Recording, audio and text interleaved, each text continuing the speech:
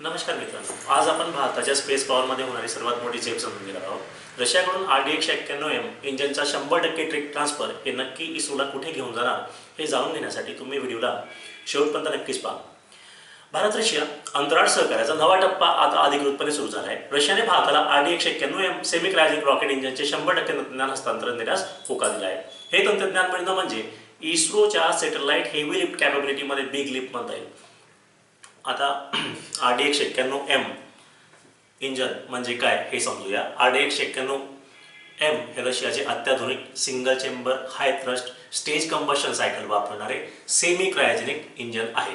आता semi cryogenic engine मध्ये तुम्ही लक्षात घ्या, या टेम्परेचर जो असतो -183 डिग्री सेल्सिअस असतो आणि RP1 किंवा रिफाईन केरोसिन फ्यूल म्हणून वापरतात आणि लिक्विड ऑक्सिजन हे जनरली ऑक्सिडायझर म्हणून वापरतात।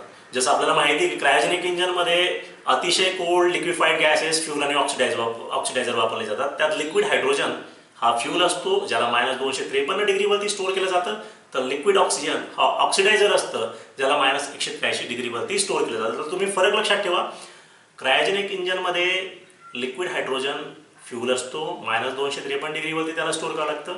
तर सेमी क्रायोजेनिक जो RD-191M इंजन आहे याच्यामध्ये RP1 किंवा रिफाईन केरोसिन म्हणून फ्यूल वापरतात, बट क्रायोजेनिक सारखंच लिक्विड ऑक्सिजन इथं ऑक्सिडायझर म्हणून वापरला जातो। म्हणून हे अत्यंत उच्च थ्रस्ट टू वेट रेशो तरीही देतं। RP1 फ्यूल उच्च स्पेसिफिक इम्पल्स प्रोव्हाइड करतं आणि इंधन जास्त कार्यक्षमतेने जळणारे तंत्रज्ञान रचना याच्यामध्ये असते। तर हे इंजन जगातील सर्वोत्तम हाय परफॉर्मन्स वर्गात मोडते। इंडियाला याचे पूर्ण तांत्रिक हस्तांतरण मिळणं म्हणजे इस्रोमध्ये स्वतःचे मोठी सेमी क्रायोजेनिक इंजन विकसित करण्याचा मार्ग मोकळा झाल्याचे आपल्याला दिसून येतं। यात भारत रशिया सहकार्य हे अतिशय मोलाचं ठरतंय। रशिया भारताला इंजन डेव्हलपमेंटमध्ये मदत करणार आहे, क्रियूड मिशनमध्ये मदत करणार आहे। आपल्याला माहिती आहे की गगनयान मिशन भारत लॉन्च करणार आहे भविष्यामध्ये आणि रशियाला या बाबतीत पूर्ण ज्ञान असल्याचं आपल्याला दिसून येतं, कारण की पहिला अंतराळवीर युरी गागरिन सुद्धा रशियाने पाठवला होता आणि तसेच इंटरनॅशनल स्पेस स्टेशनमध्ये सुद्धा रशियाचा मोलाचा वाटा आहे आपल्याला असं दिसून येतं। तसेच ॲडव्हान्स रॉकेट फ्यूल टेक्नॉलॉजी असेल किंवा ॲस्ट्रॉनॉट ट्रेनिंग असेल यामध्ये सुद्धा रशियाची आपल्याला मदत होईल। आता थोडक्यात मी तुम्हाला ऑर्बिट टाईपबद्दल डिस्कस करतो। यात विविध ऑर्बिट असतात, त्याच्यामध्ये आपण विविध प्रकारचे सॅटेलाइट प्लेस करत राहतो, ज्यात पोलर ऑर्बिट किंवा ध्रुवीय कक्षा ज्याची उंची 600 ते 800 किलोमीटरच्या दरम्यान असते, ती पृथ्वीच्या उत्तर दक्षिण दिशेने फिरते आणि पृथ्वीवरील सर्व अक्षांश या पोलर ऑर्बिटमध्ये कव्हर होतात। याचा वापर मॅपिंग, रिकनेक्शन्स आणि क्लायमेट डेटा कलेक्ट करण्यासाठी केला जातो। भारताचा जो रिमोट सेन्सिंग सिरीज आहे किंवा IRS सिरीजचे सॅटेलाइट आहेत किंवा कार्टोसॅट सिरीजचे सॅटेलाइट आहेत ते पोलर ऑर्बिटमध्ये फिरतात किंवा सनसिंक्रोनस ऑर्बिट सौर स्थित कक्षा ज्याची उंची सुद्धा 600 ते 900 किलोमीटर आहे, हे सुद्धा पोलर ऑर्बिटमध्ये फिरणारे सॅटेलाइट आहे। आणि उपग्रह दररोज त्याच प्रदेशावरनं स्थानिक सूर्यवेळेनुसार किंवा लोकल सोलर टाईमनुसार जातो। याचा वापर कृषी निरीक्षण, आपत्ती व्यवस्थापन, हाय ॲक्युरसी इमेजिंगसाठी होतो आणि या दोन्ही कक्षांसाठी PSLV किंवा पोलर सॅटेलाइट लॉन्च व्हेकल हा आपला वर्क हॉर्स आहे, ज्याची ॲक्युरसी 99% आसपास आहे आणि त्याची विश्वासार्हता सुद्धा जगाला माहिती आहे। नंतरची कक्षा असते ती म्हणजे जिओ सिंक्रोनस ऑर्बिट किंवा GEO किंवा भूस्थिर कक्षा, उंची 35,786 किलोमीटर किंवा 36,000 किलोमीटर। उपग्रहाचा ऑर्बिटल पिरियड हा 24 तासच्या आसपास असतो, म्हणजे पृथ्वीच्या सोबतच फिरतो। उपग्रह आकाशात स्थिर दिसतो किंवा पृथ्वीला तो समकालिक असतो। या ठिकाणी कॉमसेट किंवा communication satellite, TV broadcasting, weather मॉनिटरिंगसाठी हे सॅटेलाइट कामात येतात। आणि यातून भूस्थिर कक्षेसारखीच अजून एक महत्त्वाची कक्षा आहे जिओ स्टेशनरी ट्रान्सफर ऑर्बिट किंवा भूस्थिर हस्तांतरण कक्षा। याच्यामध्ये सॅटेलाइट हा इलिप्टिकल ऑर्बिटमध्ये फिरतो। म्हणजे तुम्ही लक्षात घ्या, जर पेरिजी आणि ॲपोजी म्हणजे पृथ्वीपासून जवळ असण्याचं जो अंतर आहे आणि लांब असण्याचं अंतर, ॲपोजी म्हणजे लांब असण्याचं अंतर आणि पॅरिजी हे जवळ असण्याचं अंतर, हे 200 किलोमीटर ते 35,786 किलोमीटर दरम्यान फिरत राहतं। आणि हेवी कम्युनिकेशन सॅटेलाइट GTO मध्ये पाठवण्यासाठी हा सेमी क्रायोजेनिक इंजन आपल्यासाठी महत्त्वाचं ठरणार आहे। RD-191M इंजन इस्रोची GTO क्षमता प्रचंड वाढवणार आहे, इथं आपण स्पष्ट समजून घ्यायला हवं। आपल्याकडे जो LVM-3 जे आपण वापरतोय सॅटेलाइट, तो जिओ सिंक्रोनस ट्रान्सफर ऑर्बिटमध्ये 4 ते 4.5 टन वजनी सॅटेलाईट पाठवू शकतो, त्याची इतकी क्षमता आहे. पण त्याच्या कोर स्टेजमध्ये लिक्विड इंजन किंवा may be Vikas engine L110 हा इंजन वापरला जातो आणि RD-191M बसल्यावर तो विकासची जागा घेणार LVM-3 मध्ये. आणि stage combustion high performance engine असल्यामुळे थ्रस्ट त्याचा दुप्पटपेक्षा वाढेल, कारण की स्पेसिफिक इम्पल्स त्याचं खूप मोठ्या प्रमाणात आहे. कोअर स्टेज हलकं आहे, थ्रस्ट इफिशियन्सी जास्त असणार आहे. म्हणजे अल्टिमेटली LVM-3 जो 4 ते 4.5 टन वजनी क्षमतेचा आहे त्याची क्षमता 6.5 ते 7 टन पर्यंत जाईल.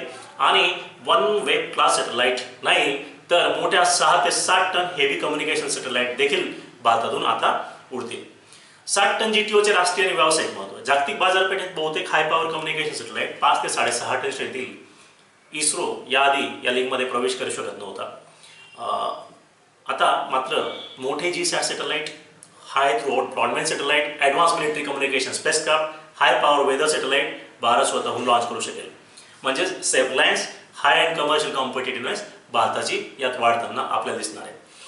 आता PSLV जो आहे तो ध्रुवीय कक्षा म्हणजे पोलर ऑर्बिट किंवा सौर स्थिर कक्षा किंवा सन सिंक्रोनस ऑर्बिटचा तो राजा आहे आणि त्याची विश्वासार्हता पण चांगली आहे. परंतु ते अर्थ ऑब्झर्वेशनचे सॅटेलाइट पाठवू शकतो. GTOची क्षमता PSLVची नाही आहे. LVM-3ची क्षमता आहे, पण ती पण 4 ते 4.5 टन आहे. 6 ते 7 टन वजनी सॅटेलाइट तो पाठवू शकत नाही. या व्यतिरिक्त GSLV Mark 3 जो आपला लॉन्च व्हेकल आहे, जो सॅटेलाइट नेतो, त्याची भूमिका बदलू शकते.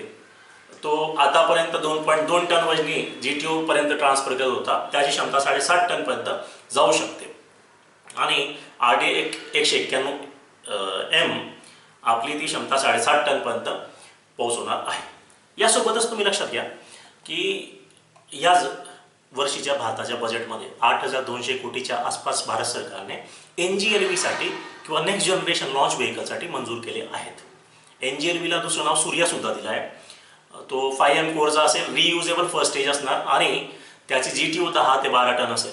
आणि LEO किंवा लो अर्थ ऑर्बिटमध्ये तो 30 ते 35 टन पर्यंत सॅटेलाइट नेऊ शकणार, ही त्याची क्षमता असण्याची शक्यता आहे. सूर्या किंवा next generation launch vehicle NGLV ज्याची तरतूद याच वर्षीच्या बजेटमध्ये करण्यात आली आहे. RD-191M सारखा उच्च कार्यक्षम इंजिनशिवाय हा प्रकल्प धोकादायक मानला जात आहे आणि तो आता व्यावहारिक बनणार. हेवी सॅटेलाइट इकोसिस्टम मध्ये भारताची भूमिका.